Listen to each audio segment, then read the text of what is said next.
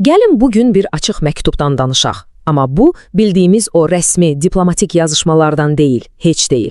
Bu, demək olar ki, bütün yaxın şərqin xəritəsini yenidən cızmaq üçün hazırlanmış cəsarətli bir plandır. Gəlin birlikdə baxaq görək bu təəccüblü təklifin içində nələr var. Məktub məhz belə başlayır. Heç bir vasitəçi yox, heç bir rəsmiyyət yox, birbaşa İsrailin liderinə müraciət olunur.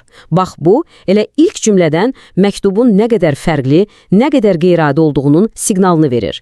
Yaxşı, bəs bu cəsarətli sözlərin arxasında nə dayanır? Hansı təkliflər var?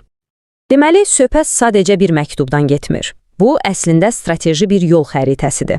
Və ən maraqlısı odur ki, tamamilə gözlənilməz bir mənbədən gəlir. Məqsəd nədir? Bütün regional ittifaqları kökündən dəyişmək. Müəllif bugünkü İran coğrafiyasının gələcəyi üçün elə bir yeni baxış ortaya qoyur ki, bütün o bildiyimiz planları, strategiyaları bir anlıq kənara atmağımızı tələb edir. Yaxşı, bu cəsarətli təklifi tam başa düşmək üçün gəlin bir addım geri gedək. Çünki müəllifə görə hər şey tarixdən başlayır. Daha doğrusu bizə danışılan tarixin səhv olmasından. O deyir ki, regionun bugünkü problemlərinin kökü köhnə, hətta yanlış hekayələrdə gizlənib.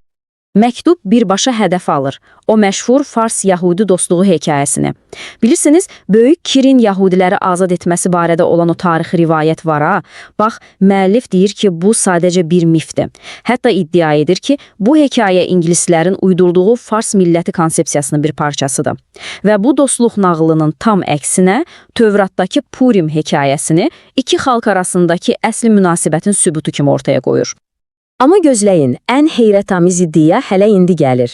Müəllif deyir ki, İudaizmin ən təməl simvollarından biri Davud ulduzu əslində türk mənşəlidir. Bəli, düz eşitdiniz. Bu iddia ilə o sadəcə tarixi yenidən yazmaqla qalmır, əslində gələcəkdə qurulacaq tamamilə yeni, daha dərin bir ittifaqın təməlini atmağa çalışır. Yaxşı, tarixi bu şəkildə yenidən şərh etdikdən sonra müəllif gəlir çıxır bugünə. İndi isə gəlin baxaq o, İsrailin hazırki strategiyasını və bölgədə seçdiyi müttəfiqləri necə də kəskin bir dillə tənqid edir. Baxın, müəllifə görə ortada bir həqiqət var. İsrailin də, Cənubi Azərbaycan türklərinin də düşməni eynidir. Tehran rejimi. Ancaq problem də elə buradadır ki, gedilən yollar tamamilə fərqlidir. O inanır ki, İsrailin bugün dəstəklədiyi qruplar var ha, onlar nəinki uğur qazanmayacaq, hətta regionu daha betər bir fəlakətə sürükləyəcək. Məsələn, keçmiş şahın oğlu Rıza Pəhləvi.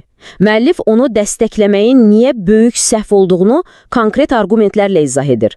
Deyir ki, bu sadəcə bir diktatoru başqasıyla dəyişmək olardı və çox önəmli bir şeyi xatırladır. Onun atasını 1978-ci ildə məhz Azərbaycan türkləri devrib. Ona görə də belə bir qayıdışı heç kim heç vaxt qəbul etməyəcək. Bax, bu sual əslində hər şeyi deyir. Müəllifin mövqeyi çox aydındır. Problem təkcə indiki rejim deyil, problem diktatura sisteminin özüdür. Bir zalımı o birisi ilə dəyişmək sadəcə mənasızdır və verilən bütün qurbanları heçə saymaqdır.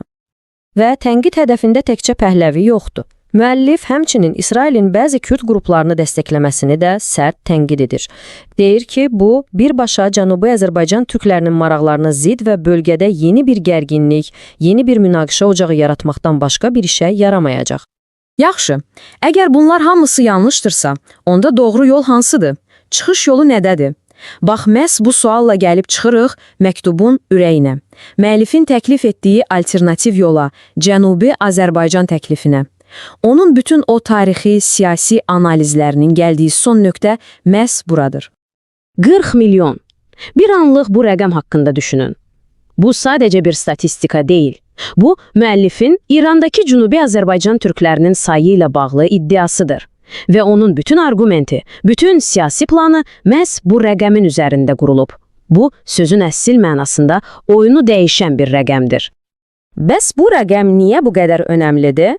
Çünki müəllifə görə Cənubi Azərbaycan türkləri İranda hər hansı bir dəyişiklik üçün həlledici qüvvədir.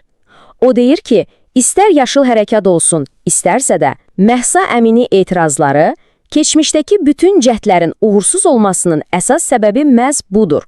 Onlar türklərin tam dəstəyini qazana bilmədilər. Və beləliklə gəldiyi konkret təklifə. Müəllif İsrailin qarşısına iki dənə aydın yol qoyur. İki konkret seçim.